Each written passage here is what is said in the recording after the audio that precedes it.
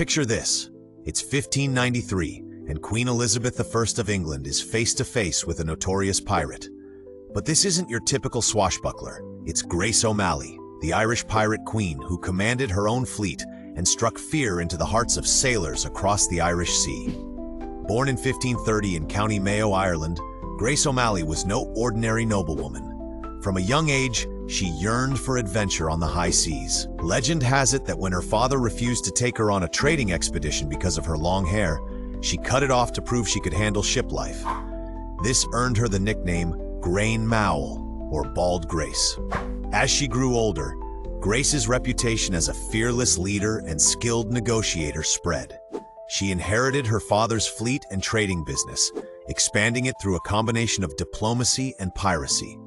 But don't mistake her for a common thief. Grace saw herself as a protector of her clan's ancient rights in a changing world. In an era when women were expected to be seen and not heard, Grace was loudly making waves.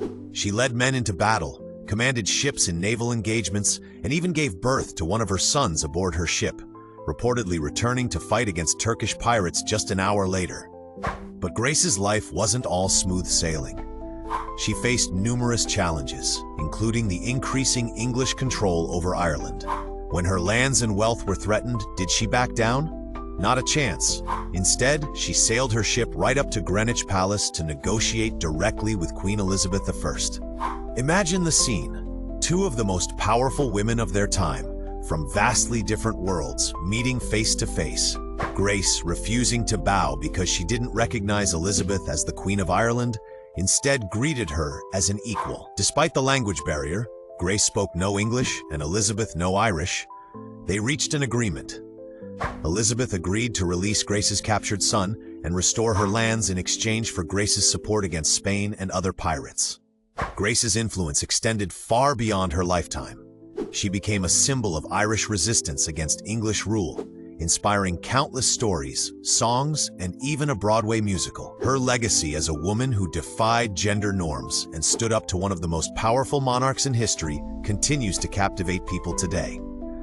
But perhaps what's most remarkable about Grace O'Malley is how she navigated the complex political landscape of 16th century Ireland. She formed alliances, outsmarted enemies, and always put the welfare of her clan first. As one contemporary account put it, she was the most famous sea captain in the west of Ireland, both among the English and Irish. Grace's story reminds us that history isn't just about kings and queens, but also about those who challenge the status quo. She lived by her own rules in a time when women had few rights, becoming a leader, a warrior, and a legend in her own lifetime. From the rolling seas of the Atlantic to the courts of England, Grace O'Malley's life was an adventure of epic proportions. She fought pirates, outsmarted politicians, and even faced down a queen. In doing so, she didn't just make history, she sailed right through it, leaving a wake that we can still feel today. So the next time you hear about pirates, remember, not all of them were men, and not all of them were villains. Some, like Grace O'Malley, were rebels with a cause, fighting for their people and their way of life. In the annals of history, few shine as brightly as Ireland's pirate queen, a woman who truly ruled the waves.